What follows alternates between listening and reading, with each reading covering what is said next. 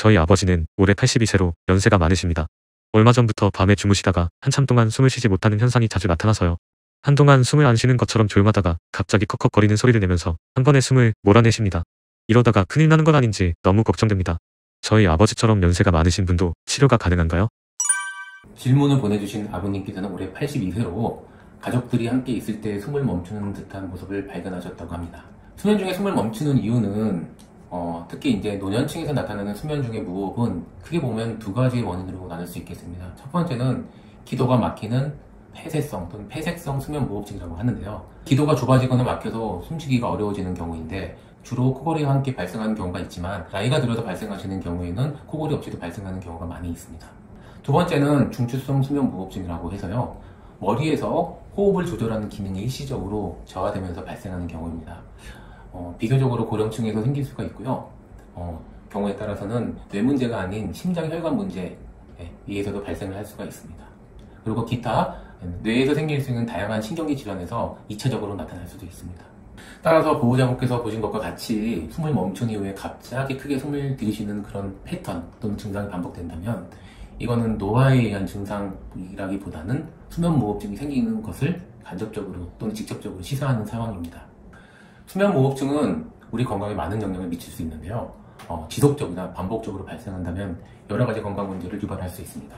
첫 번째는요, 심혈관계, 그러니까 주로 심장 혈관의 질환성이 상당히 늘어나게 됩니다.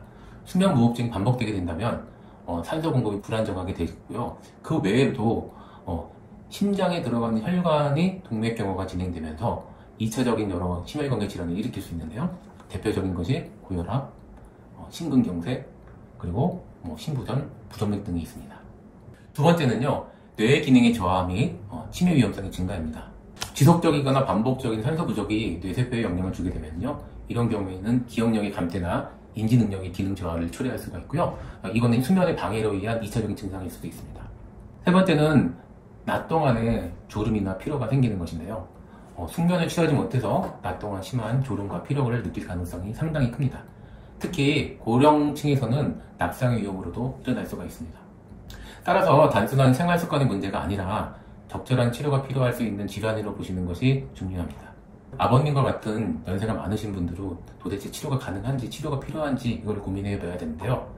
가장 중요한 것은 먼저 진단을 해서 치료가 필요한 상태인지를 알아보는 것입니다. 이런 진단을 위해서는요, 병원에서 자면서 수면 상태를 체크해보는 수면다운 검사가 필요한데요. 이 검사를 통해서 수면 중에 호흡이 얼만큼 자주 정지되는지 또는 길이가 얼만큼 긴지, 우리 몸에 산소가 얼만큼 떨어지는지, 그 다음에 뇌나 심장이 얼만큼 영향을 주는지를 종합적으로 분석을 해야 됩니다. 일반적으로 치료를 한다고 하면요, 보통 65세 이후에서는 수술보다는 비수술적인 치료인 양압기가 우선됩니다. 폐쇄성 수면 무호흡증의 경우 양압기가 일반적으로 가장 효과적인 방법입니다. 연세가 있으시더라도 치료에 영향을 크게 받지 않고 일정 기간 한두 달 정도의 적응만 잘 하신다면 충분히 양압기 치료에 성공을 할 수 있습니다. 다른 방법으로는 체중 관리, 수면 중의 자세 교정, 구강내 장치 등이 필요할 수도 있습니다. 그리고 본인이 갖고 있는 기저질환, 특히 심장이나 뇌혈관의 질환이 있으신 경우에는 아주 작은 수면 무호흡증도 악화시키거나 재발시킬 수 있기 때문에 반드시 치료를 들어가셔야 되고 동반되어 있는 심뇌혈관 질환도 같이 함께 잘 관리를 하셔야 됩니다.